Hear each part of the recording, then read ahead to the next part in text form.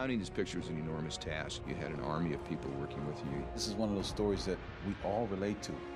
We all grow up with. We all want to be King Arthur. This be our destiny, and so be it.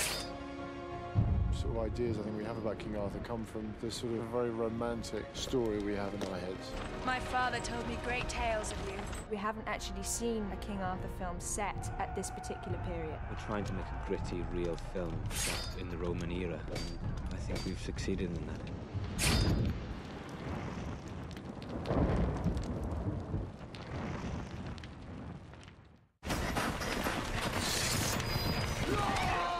There's a theory that says a group of Sarmatian warriors were stationed as part of the Roman legions along Hadrian's Wall.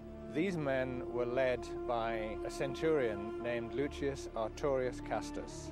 Artorius being the Latin, of course, for Arthur. I'm Arthur Castus, commander of the Sarmatian Knights sent by Bishop Germanus of Rome. David Franzoni, who wrote Gladiator, came in and pitched us this idea of the origins of the King Arthur legend. This be our destiny, and so be it.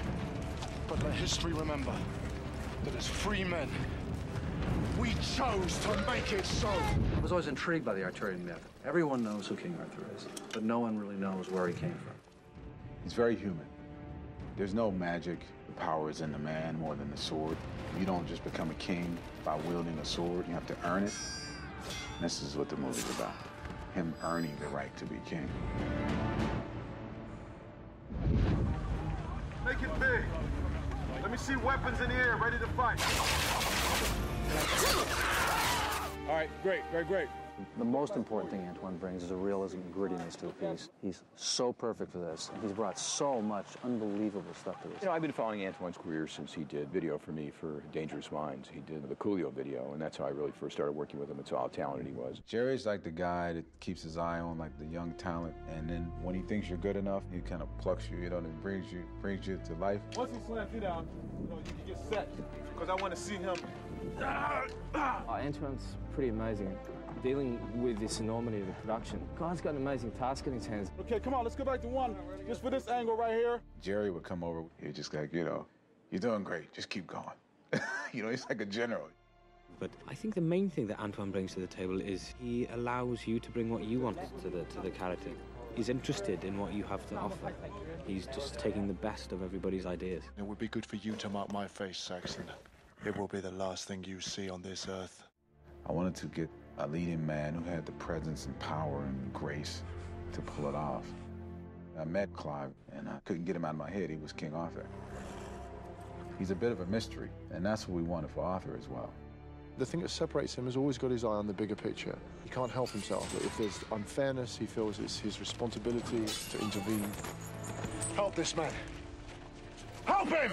Clive's a very smart actor. That's what makes a great king, a very smart man who's also a great warrior. King Arthur! We've only ever seen Guinevere as the damsel in distress. My Guinevere's not like that. When we hired Keira Knightley for Pirates, she was 17 years old. She's now 18. We showed Antoine film and tape of her.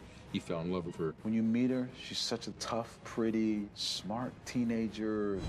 And then when you put her on film, this woman just like explodes onto the screen. I belong to this man. She starts off as being the delicate, beautiful woman being rescued, and you discover, man, she's as tough as a knight, she can fight. Your hands seem to be better.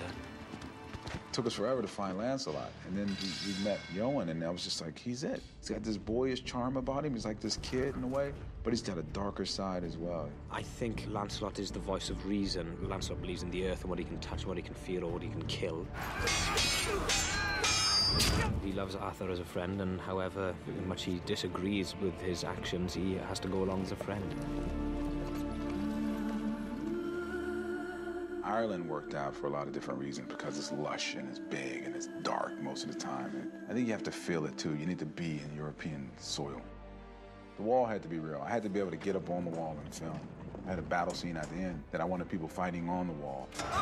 This huge expanse of wall, which is Hadrian's Wall, was built to keep out the marauding barbarian Picts or Woads who otherwise were pouring down into the south. It stretches all the way across this neck of land, severing the northern part of the island from the rest of it. We took measurements of the stones and the things they actually used when they built the wall, and we made our molds the exact same size. When you build this sort of huge set, you are facing quite a lot of issues. The wall took 4.5 months to be built. The crew was more or less 250 persons. It was the main set of the movie, so it was a very big construction. Antoine, when he used his helicopter shots, you could see the scope of this wall. This is not a lot of digital work on this wall. This is a real wall that we built out in this field in Ireland. Most of the movie and most of the sets was, historically speaking, very accurate. The design for the round table came to an idea of mixing Roman architecture and the King Arthur mask. We have been here now for about 6 months, concentrating on all the dressing for the Roman army, the battle standards, battle dragons, that type of thing. Antoine seems to like a lot of cameras on set. Everything has to be able to be shot from any angle, from any distance as well. Between the Woads, Saxons, Romans, we must have made about 300 blades, 750 spears, and probably 300 axes in total. They must have made about 10 different prototypes of Excalibur. The Excalibur sword itself is quite concept looking, read vertically from the bottom to the top, is defender of the land. Antoine, the feeling he gave us was that he wanted strong, he wanted brutal. I just thought we should go for blood and guts. And I, assured him that they would be filthy and that we would really, really make it look as original as we could. Leather. Penny Rose did Pirates of the Caribbean. She designed all those great pirates, and she has such a creative flair, yet she also has the practicality of knowing that you have actors in these suits. They have to be light, they have to move, they have to fight, so you have to have the stuff that's designed so they can use movement and not get exhausted every time they lift a sword up. Think, okay, we're about to play the Knights of the Round Table, and you expect to be all sort of decked out and gallant. And here I am kind of looking a little bit feral, and I like it. It's a show which has required virtually everything to be made. I've got peasants, I've got servants, I've got Saxons, I've got Woads, I've got Romans, I've got knights and knight servants. I've got 2,000 to 2,500 costumes in all. It's big, it's very big. Had 2 weeks of solid training, horse riding, learning the choreography of the fights, and obviously getting to know each other as a bunch of guys. We're doing an awful lot of our own stunts that would normally be done by riding doubles or action doubles. We're throwing ourselves into the mix. Arthur's a brilliant fighter. People talk about this incredible sword. But it's not a magic sword. It's the way he uses the sword that's more important. The guy is a pretty incredible fighter, and that's his chosen, trusted weapon. Lancelot's weapons of choice are his 2 swords. He draws them out like this, and he's ambidextrous. He can fight with both swords at the same time, and of course can kill twice as many people. Antoine wanted a different feel to each man's fighting. He gave us characters for all of them that we tried to bring out with the weapons. It took weeks and weeks of practice on how each battle was designed as far as the sword play is concerned. It's very dangerous. You have to be choreographed, and you have to be very precise or you will kill somebody.